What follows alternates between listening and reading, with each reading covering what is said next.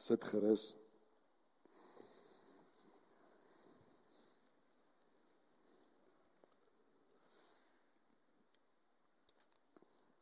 Ons tema vir oggend is, klein aksies maak 'n groot verskil. Dis nie iets niets nie. Ons sê 'n ander manier het dit ook dat klein dingetjies maak ook 'n verskil. En dan sal ons ook sê, klein gewoontes maak 'n verskil. Gewoontes soos die gym, maar dit werk nou nie vir my nie. So, om verder te gaan hierso is, as jy iets kleins doen, dan verander dit iets groots. Hier is 2 handelinge waarmee ons te doen het. Die eerste ene is, iets kleins gebeur. En die tweede een is, iets groots verander. As jy byvoorbeeld die parkie wat oorkant jou huis is, en daar's papiere, en jy begin klein papiertjies optel, gaan jy later 'n groot parkie, of 'n groot grasperk hê wat skoon is. Van 'n klein aksie na 'n groot aksie. As jy begin 'n bossies uittrek in jou erf, en daar's 'n klein paar bossies, en jy hou aan, gaan jy uiteindelik 'n hele erf hê wat skoon is. So elke klein dingetjie kan 'n groot verskil maak. En in die woord is daar 'n klomp tekste, ek wil hulle gou met jou deel. Matteus 17 vers 20 praat van, as jou geloof so groot soos 'n mosterdsaadjie is, dan sal jy 'n berg kan versit. Die Here Jesus se woorde. Jakobus 3 vers 4 sê, 'n groot skip het 'n klein roer. Daardie skip word gestuur met 'n klein roer wat maar net 'n klein dingetjie is, wat 'n klein aksie het om hierdie groot skip te skuif.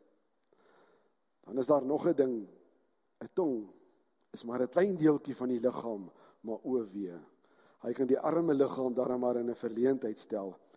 En dan is daar nog ene is 'n klein Dawid en 'n groot Goliat. En hy het een klein klippie gevat en 'n Goliat het geval. As jy nie seker is daarvan nie, Goliat was om en by 3 meter hoog. Hy was groter as die gemiddelde mens. Nou hierdie voorbeelde ken ek en jy van kleins af, ons ken die skrif, dis vir ons niks niets nie. Maar dis voorbeelde van goed wat klein en groot is. Vanoggend wil ek gaan praat oor aksies wat 'n verskil maak. Ek het nie vir jou 'n ander storie nie, ek gaan vir jou die Bybel lees vanoggend. Ek gaan saam met jou deur die Bybel stap. En ons gaan 'n entjie moet deurstap, so jy moet wakker bly vanoggend, jy moet vashou tot ons by die punt kom. Hierdie is soos 'n Verimaak advertensie vanoggend. Die ou praat en praat en praat, en jy wag vir die prys, en jy wag vir die prys, en uiteindelik na 35 minute dan sê hy, dis wat dit kos. Vanoggend moet jy vasbyt. So kom ons begin. En ek wil hê ons moet beginne, en daar was 'n man met die naam van Saulus. En eers moet ek vir jou verduidelik wie is Saulus, en hoe erg is hierdie ou? En dan kan ons praat oor wat het gebeur. Nou ek wil teruggaan en ek wil gaan kyk na Handelinge 6. Want daar was 'n situasie wat daar gebeur het. In Handelinge 6 het die kerk begin groei en dinge het gebeur en die apostels was baie dankbaar. Ek bedoel, ons is opgewonde die kerk groei, maar daar is nie veel van hierdie disippels om al die werk te doen nie. En daar was uiteindelik ongelukkigheid onder die mense oor, maar niemand kyk na ons mense nie. En toe besluit hulle die kerk, saam met die disippels, ons moet vir ons 7 manne kies. Sekere skrifte sê 7 medewerkers, ander praat van 7 diakens, om te help met die werk. En daar was 'n paar van hulle, maar een van daai manne, sy naam was Stefanus. Stefanus, dit is so mooi gesê van hom, hy's vol van die Heilige Gees. Hy kon wondertekens doen. Onthou net, hy's net 'n gemeentelid, glo in die Here Jesus, dit staan in die skrif. Hy kon wonderwerke doen. Hy kon tekens doen. En dan staan daar, maar hy was vol van die Heilige Gees. Sou dit nie lekker wees as iemand dit van jou sê nie? Ek sou bly gewees het as mense dit van my gesê het. Want baie keer sal ons vir iemand vra, hoe gaan dit met daardie persoon? En dan sal ons sê, dit gaan goed. Hierdie persoon gaan dit mee goed. Hy het 'n nuwe besigheid begin. Ek kan sien, finansiëel loop die dinge mooi. Of jy sal vir iemand vra, hoe gaan dit met 'n ander persoon? Hy of sy het hulle graad klaar gemaak, hulle studies is suksesvol en hulle gaan 'n goeie werk hê. En ons hou daarvan. Dis 'n suksesstorie. En dan sal ons vir 'n ander persoon vra, hoe gaan dit met iemand anders? Baie goed. Gesondheid is goed. En dis mooi. Maar ons sal nooit as iemand vra, hoe gaan dit met 'n persoon sê, Jy weet wat, daai persoon is vol van die Heilige Gees nie. Ek wil graag daai identiteit hê. Ons is bang om dit te doen, maar dis wat gebeur het. Stefanus was vol van die Heilige Gees. Maar Stefanus het 'n probleem gehad. Hy was beskuldig dat hy die woord verkondig het en die kerk het gegroei. En dis wat hy wou doen. Hy was 'n kerkmens, soos ek en jy. Hy was lief daarvoor. 'n Lang storie kort, hulle het besluit, die skrifgeleerdes, die fariseërs, hulle gaan vir hom met klippe doodgooi. Nou is dit nie meer so lekker om 'n lid van die gemeente te wees nie, nee. Hulle gaan jou met klippe doodgooi. Ek wil jou iets vertel, ek het 3 jaar terug gepreek oor klippe doodgooi. Weet jy hoe het hulle iemand met klippe doodgegooi? Hulle het hom halflyf in die grond begrawe. En dan storm 'n klomp mense hom met klippe. En hulle gooi tot hierdie persoon dood is. Hy kan maar keer soveel as wat hy wil. Ek bedoel, groot klippe gaan jou uiteindelik doodmaak. Dit was 'n verskriklike wrede manier. Maar hulle besluit om hom met klippe dood te gooi. En hoor wat gebeur nou in Handelinge 7 vers 58. Nadat hulle hom uit die stad gesleep het, wou hulle hom stenig. Die getuies het hulle bootklere neergesit by die voete van 'n jong man wat bekend was as Saulus. Dis weer Saulus se naam. Nou om lekkerder te gooi, hierdie ouens het ons baie lappe gedra. So om lekkerder te gooi, het jy jou bootklere afgehaal en net in die onderste gedeelte van jou klere iemand met klippe dood gegooi. Ding mooi, klippe dood gegooi. Dis wreed. So hierdie mense het besluit, ons gaan vir Stefanus met klippe dood gooi en ons vat ons bootklere en ons sit dit by 'n ou se voete, 'n ou met die naam van Saulus. En ja, en Stefanus word met klippe dood gegooi, en jy kan dit gaan lees in Handelinge 7, en dan staan daar, en Stefanus vol van die Heilige Gees, het opgekyk na die hemel. Ek wil dit net met jou deel, want dit is vir my so mooi. Daar staan in baie skrifte, die Here Jesus sit aan die regterhand van God. Maar toe Stefanus, ek kry hoendervleis, toe Stefanus met klippe dood gegooi is, gaan lees dit, toe staan daar, die Here Jesus het opgestaan. En hy het net na die Here gekyk, terwyl hy hom met klippe dood gegooi het. Jesus het opgestaan. Wat sê dit vir jou van hom? Ek het jou raak gesien. Dis 'n hartseer storie, Stefanus is met klippe dood gegooi. Nou is ek by Handelinge 8 vers 1, hoor wat staan daar. Saulus het die moord op Stefanus goedgekeur. Hierdie Saulus, julle sien sy naam kom die hele tyd op. Maar hy is die probleemkind vanoggend. Ek is nog nie klaar nie, hierdie storie gaan nou begin 'n spoed vang. Nou kom ek in Handelinge 9 vers 1, hoor bietjie wat gebeur hierson. Saulus het na die hoofpriesters in Damaskus gegaan om briewe te kry, sodat hy die mense wat in Jesus glo, kan gevange neem en na Jerusalem neem.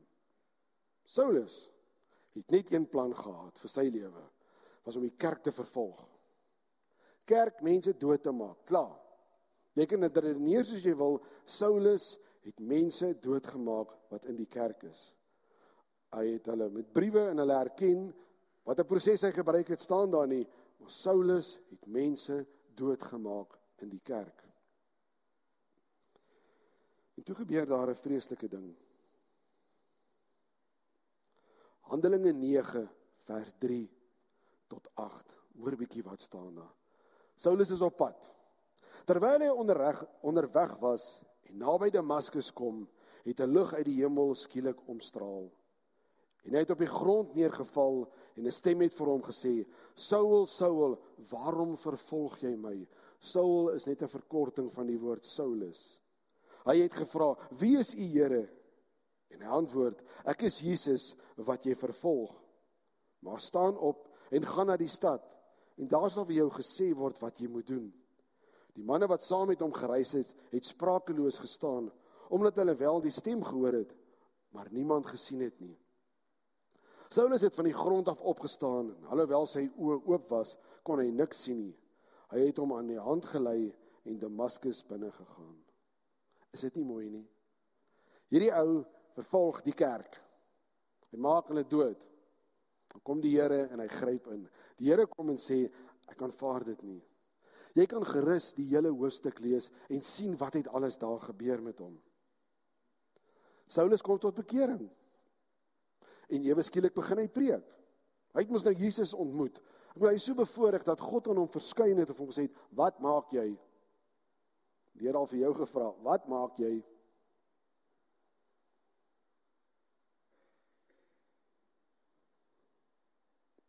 En nou was hy nie baie suksesvol nie. Ek wil die ou wat nou die dag mense doodgemaak het in die kerk, nou wil hy vir hulle kom preek.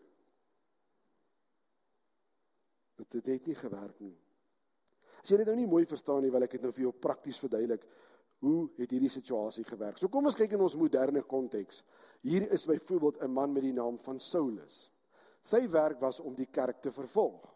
Met ander woorde, as ek en jy hier by mekaar kom soos vanoggend, en hy daag op met sy makkers in 'n paar voertuie om ons natuurlik te arresteer, of 4 wapens, ek sal nie weet nie, het ons gevlug. Ons het daar gestaan in kerke, nie gesit nie, dis wat hulle in China doen, sodat jy vinniger kan weghardloop. Want hierdie Saulus is op pad om ons dood te maak. En as jy vir my sê, nee, maar ek is nie bang nie, dan vra ek vir jou 'n vraag, waar was ons in COVID? Toe COVID kom, met 'n reël, ons mag die kerk hou nie, toe sê ons, dit is reg so. Ek was bevoorreg, ek het na 'n ander plek toe gegaan, ons het Skelmkerk gehou. Maar dit is nogal interessant, dat, ek wil net 'n bietjie daaraan dink, COVID het gekom en het vir ons gesê, julle moet nie naby mekaar sit nie,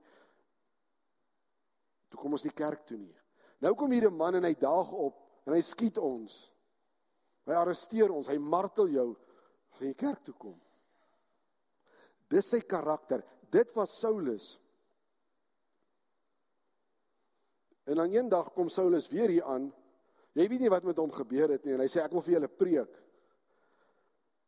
Gaan jy na hom luister? Nee. Inteendeel, ek sal agterdogtig wees en dink, hierdie ou het 'n plan. Hy gaan vir ons 'n klomp goed vertel en ons besig hou, en dan skielik is sy makkers op ons. So hy was nie baie suksesvol nie. Want hy was die ou wat bygestaan het, as ander mense met klippe doodgegooi word. Dis Saulus. So niemand kon hom vertrou nie. Hy het 'n bietjie gepreek en hy het bietjie hard probeer. Daar het 'n tyd verby gegaan, maar dit het maar met 'n gesukkel gegaan.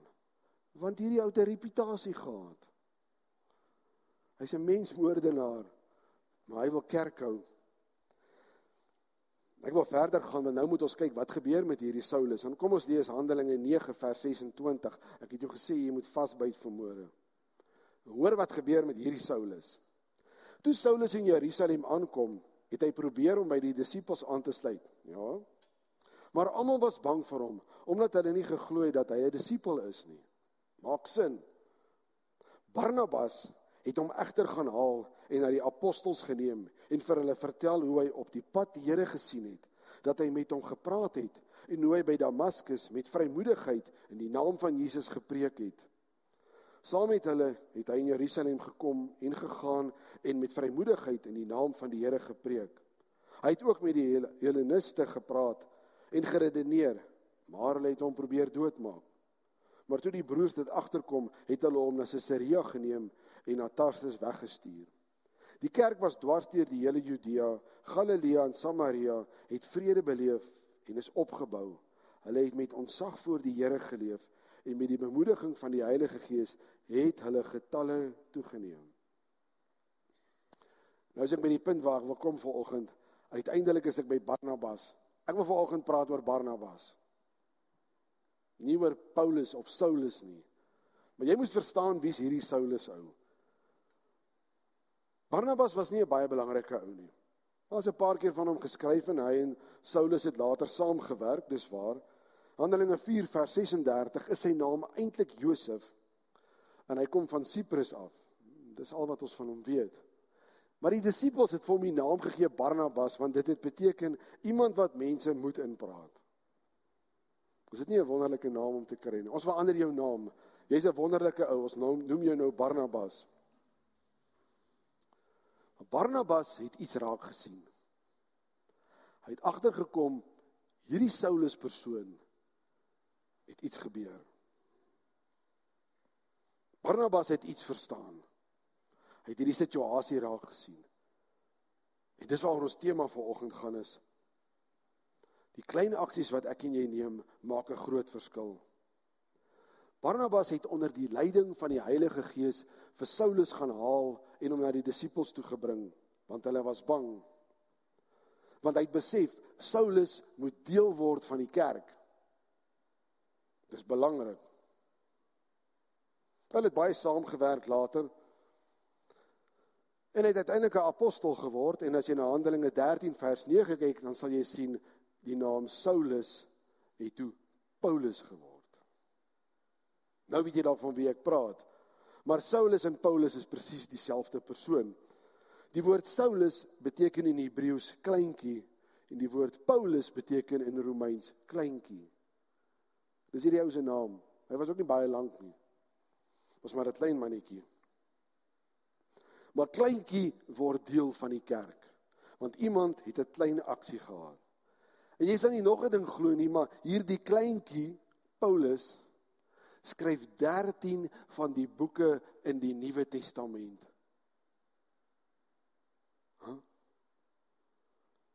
Hy vervolg die kerk. Iemand sien iets raak, doen 'n klein aksie, en wat gebeur? Paulus skryf 'n groot deel van die Nuwe Testament, wat ek en jy soveel keer lees. Dit was 'n klein aksie en die Heilige Gees was deel daarvan, verseker. Maar hy het geluister na God, Barnabas. Dan wil ek jou vra vanoggend. Hoeveel keer het die Here na jou toe gekom en vir jou 'n aksie gegee en jou daarmee vertrou iets kleins sodat iets groots kan gebeur? Enigiets in jou lewe. Jy hoef nie noodwendig iemand kerk toe te bring nie, maar as jy dit doen, sal ons nie vir jou kwaad wees nie, jy kan maar. Maar iets kleins, hy het iets kleins gedoen in jou lewe. En wat het ek en jy daarmee gedoen? Toe die Here kom en hy sê, hier's vir jou iets kleins. Werk daarmee. En dan mis ons dit soveel keer. Want iets groots kan gebeur, maar ek en jy neem nie aksie nie. En baie keer wil ons nie verstaan, maar hoekom wil goed nie werk? Kom ons praat oor ons gemeente. Ons het met klein aksies begin 3-4 jaar terug. Ons het klein tree gegee in die regte rigting. Ons het gewag wanneer die Here besluit het 'n ding moet gebeur. Ons het saam met God gestap. Hy het ons al die pad geseën. En ons almal het saamgewerk, kerkraad, mense, gemeentelede, het elkeen iets kleins gedoen, en uiteindelik sit ons vanoggend op 'n plek waar ons eie identiteit het, met ons eie plek van aanbidding. Maar ek en jy mis hierdie geleenthede. Ons mis hulle in ons lewe. Hoor wat skryf die Here Jesus, wat sê hy in Lukas 16 vers 10. Wie in die geringste betroubaar is ook betroubaar waar dit om baie gaan. En wie in die geringste oneerlik is ook oneerlik waar dit om baie gaan.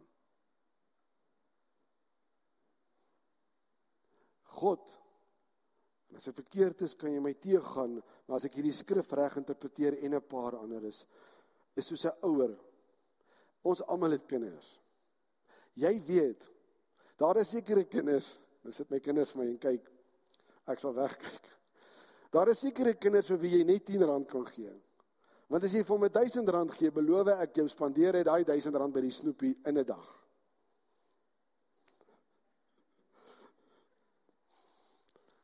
En dan is daar iemand anders vir wie jy baie kan gee wat sal spaar. En dan kom jy as ouer op 'n punt van vertroue. Wat kan ek vir jou gee? Want jy gaan 'n aksie moet hê daarmee. Baie of bietjie. En ons het klein aksies in hierdie gemeente mee begin. En kyk wat sit ons vanoggend. Ek dink nie ons besef wat het die Here gedoen nie. Ek dink nie ons het 'n idee nie, maar in jou eie lewe ook. Daar is tye wat ek en jy die identiteit van die woord Barnabas nodig het. Waar ek en jy die identiteit het om mense aan te moedig. Op 'n klein manier. By die werk, net 'n klein manier in jou persoonlike lewe. Want daai klein bietjie wat jy doen, kan 'n groot verandering maak. Barnabas het besef iets moet gebeur. Barnabas het besef, maar daar moet aksie geneem word. As hy hierdie Saulus, Paulus los, gaan hy nooit deel word van die kerk nie. Die Heilige Gees het iets in sy hart gesit. Hy het die aksie geneem. En waarmee sit ek en jy vandag? Met die woord van God, waar hierdie Paulus 'n groot deel geskryf het. En hy het nie 'n maklike lewe gehad daarna nie. Hy was ook vervolg. My vraag is, hoe gaan dit met jou deelname? Neem jy deel op 'n klein manier? Neem jy deel aan die gemeente? Ek sien hulle is besig met hierdie kombersies. Julle moet dit sien, by ons huis, daar's nie meer sitplek in die sitkamer nie. Hulle maak sulke groot blokke wat hulle hekel, almal in die huis kan hekel, behalwe ek. Dis sulke stapels, sulke lappietjies. Dit begin klein, dis nie 100 jaar later nie, dan het hulle hierdie hordes komberse vir mense wat dit nodig het. Waar begin dit? So 'n klein stukkie lap. Dis al waarmee almal besig is. Hulle is 'n klomp mense, maar hulle doen 'n klein aksie en dit gaan 'n groot verskil maak. My raad vanoggend aan jou is, word stil voor God. Al is dit net 'n klein bietjie tyd wat jy het, gebruik dit. Praat met hom. Word klein voor God ook. Sê, Here, maar ek is nie baie belangrik nie, ek is nie baie groot nie, maar ek is bereid om voor U klein te word. Sodat daar groot dinge is wat kan gebeur. Want God sal beginne om jou in die klein dingetjies te vertrou. En dan sal daar 'n tyd en 'n plek kom waar hy jou met groot dinge vertrou. Amen. Kom ons bid saam. Here, ons word klein voor U vanoggend. En in ons kleinheid is ons harte om die vermoë te hê, om die geleentheid te hê, om soos Barnabas te wees. Ons harte vanoggend is Heilige Gees, leer ons om 'n Barnabas hart te hê en raak te sien in die koninkryk wat vir U belangrik is. Ons gebed vanoggend is dat U ons oë sal oopmaak, Heilige Gees, lei ons deur die dag, wys vir ons die klein dingetjies waarmee ons vertrou kan word, sodat daar aan die einde van die dag groot dinge in die koninkryk kan gebeur. En laat ons saam met U kan wees die heeltyd. Ons gebed vanoggend is, vou ons toe in hierdie klein dingetjies en openbaar dit vir ons, sodat ons aan die einde van die dag saam met U kan stap en daar groot dinge kan gebeur in ons lewens en ook in U koninkryk. Amen.